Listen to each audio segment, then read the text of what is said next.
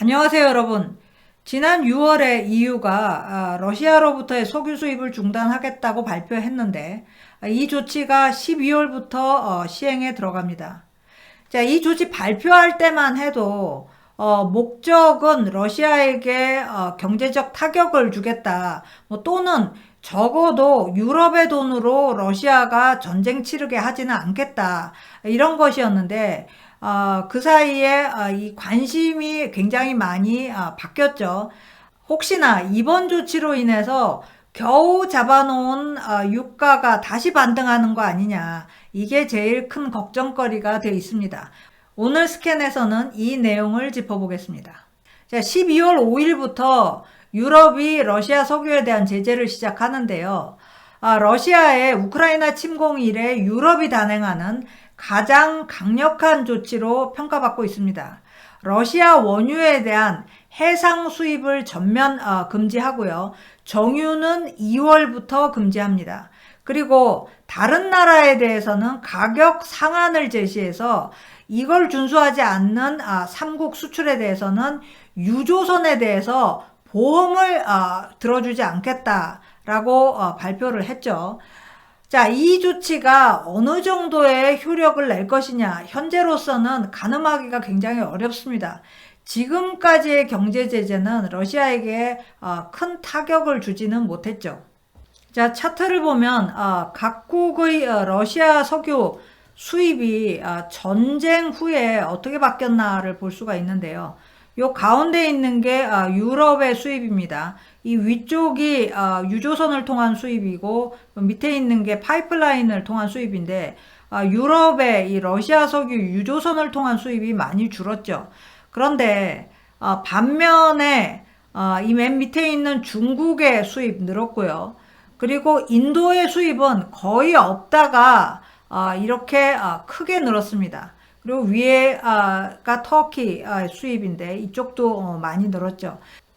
그래서 전쟁에도 불구하고 러시아의 석유 수출량에서는 큰 변화가 없다라는 것을 알 수 있습니다.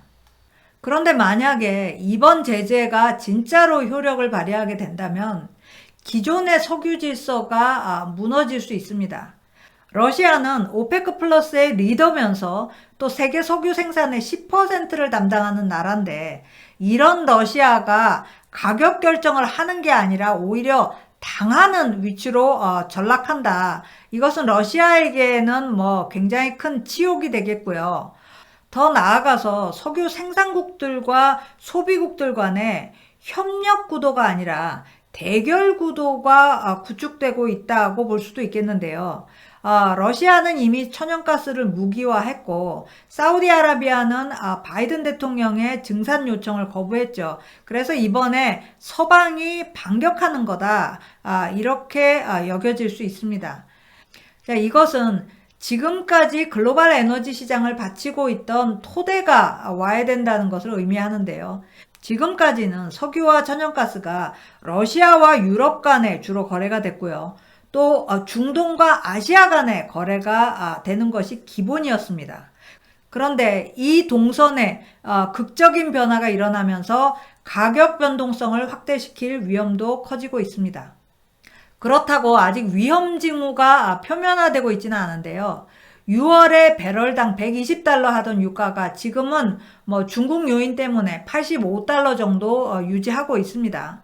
그리고 지난 여름에 석유로 치면 배럴당 500달러까지 치솟았던 유럽의 천연가스 가격도 하락했죠.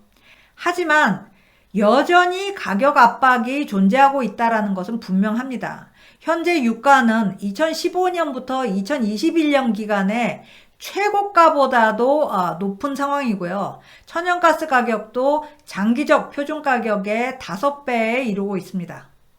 러시아산 석유에 대해서 가격 상한을 매기자는 것은 미국 재무부의 아이디어였는데요. 미국 재무부는 EU의 원래 제재 내용이 너무 세다라고 생각을 했던 거죠. 제재가 너무 세면 인플레를 오히려 부추길 수 있다라고 우려한 겁니다. 만약에 영국과 유럽이 러시아산 원유를 수송하는 유조선에 대해서 재보험을 거부하면 수출이 타격을 받게 됩니다. 그러면 유가가 급등하게 되겠죠. 그래서 미국이 생각한 거는 자, 가격 상한선이라는 걸 만들자. 그리고 이 가격 상한선을 준수하지 않는 유조선에 대해서만 보험을 가입시켜 주지 말자. 이렇게 얘기를 한 거죠.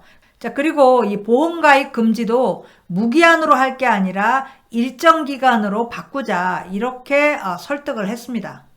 자, 그렇다면 러시아 석유의 상한가를 얼마로 할 것이냐? 아직 미정입니다. 갑론을박하는데 합의점을 아직 못 찾고 있죠. EU의 강성 회원국, 대표적으로 폴란드 같은 나라는 20달러 미만을 주장하고 있고요. 그런데 60달러에서 65달러는 해줘야 되는 거 아니냐, 이런 주장도 많습니다.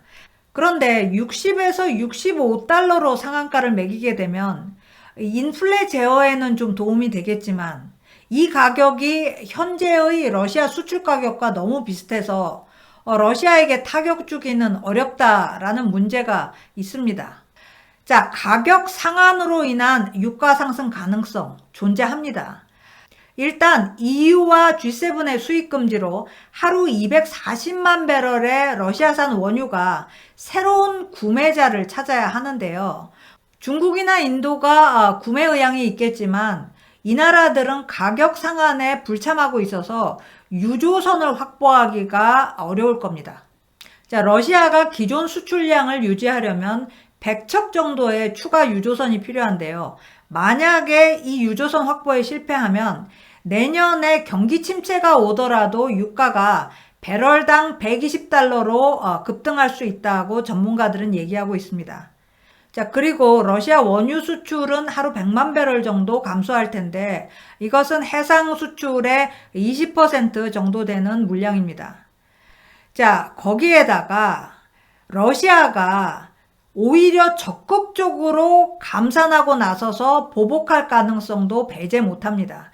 미국은 러시아가 그런 행동을 하지 않을 걸로 보고 있지만 만약에 지난번 노드스트림 사보타지가 러시아가 벌린 일이라면 러시아가 자국 유전의 훼손을 감수하고라도 서방을 타격할 가능성은 있겠죠. 자, 그런데 가장 우려스러운 부분은 석유 부족 사태가 일어나면 효과적인 해결책이 없다는 겁니다.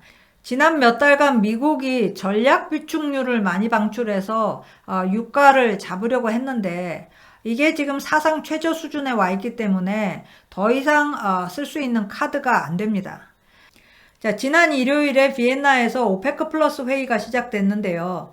아직까지 아무 뉴스가 안 나오는 거 보면 회의가 계속되고 있거나 또는 발표를 하지 않기로 결정했을 수도 있겠죠.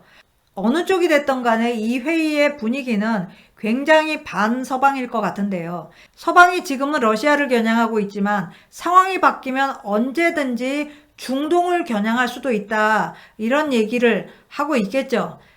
자, 점점 더 대립 쪽으로 진행해 가는 것 같아서 굉장히 답답하네요. 자, 오늘 스캔 여기까지입니다. 고맙습니다.